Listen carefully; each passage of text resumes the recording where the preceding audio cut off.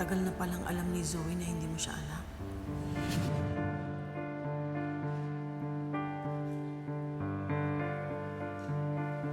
RJ.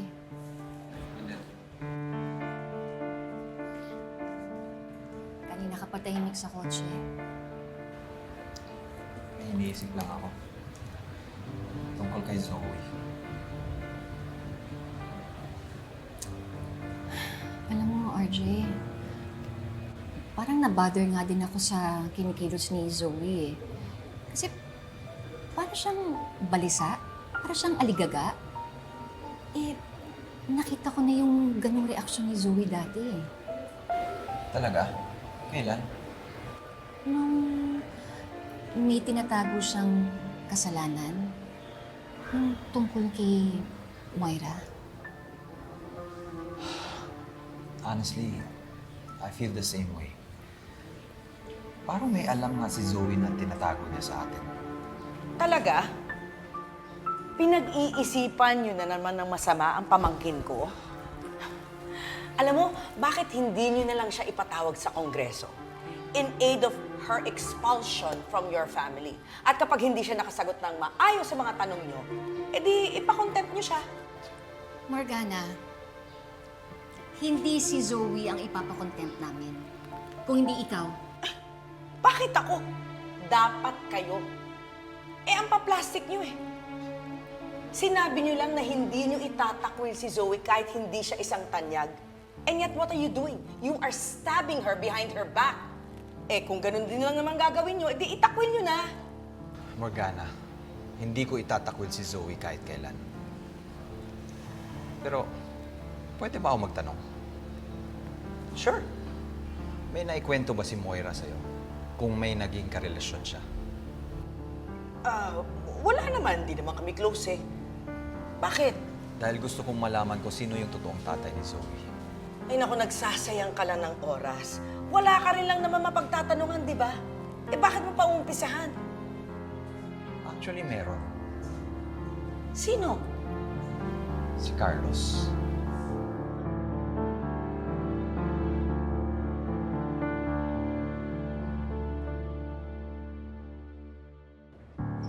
Hello, Lynn. What happened? The Carlos is here. Yes, I know. He wants to get my mom and kill my dad. Where did he go? Sir, he ran! There!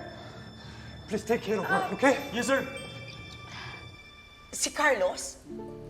Bakit ka naman magpapaniwala sa siraulong doktor na yon? Hello? Sino to? Hello, RJ. Ang tanongin mo, kung sino talaga ang totoo mong anak. Hello? Carlos? Ikaw ba yan?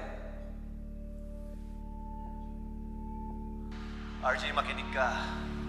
Hindi mo anak si Zoe.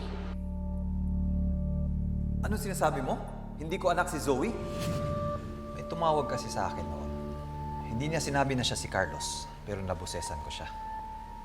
Ang sabi niya, hindi ko daw totoong anak si Zoe.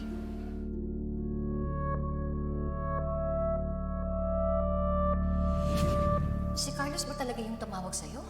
Hindi ko alam, pero kaboses na kaboses niya eh. Eh, teko, si Doc Carlos nga po yan. Ba't niya naman po sasabihin sa inyo na hindi niyo anak si Zoe? RJ, naalala ko nga yan. So, posibleng nagsasabi ng totoo si Carlos? Si Carlos? Eh, di ba nga, baliw siya? Walang maniniwala sa kanya. Still, he might know something. Baka nga kilala niya kung sinong nakabuntis kay Moira. And Lynette, naalala ko lang na sa lahat ng naging kaibigan ko, kay Carlos lang naging okay si Moira. At naalala ko na nilapitan ni Moira si Carlos nung nagkakalabuan kami.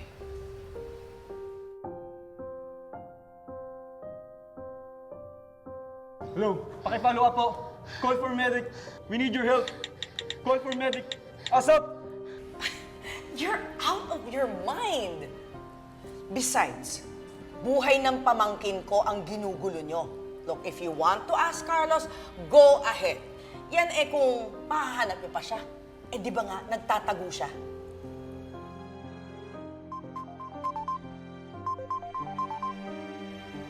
Hello, Annalyn? Hello, Nay! Nay, nandito po si Doc Carlos sa kondo po ni Zoe! Ano? Anak, pupuntahan ka namin dyan. Mag-iingat ka, ha? Lynette, anong nangyayari? Si Carlos daw. Nasa kondo ni Zoe. Ano? Tara na, puntahan na natin.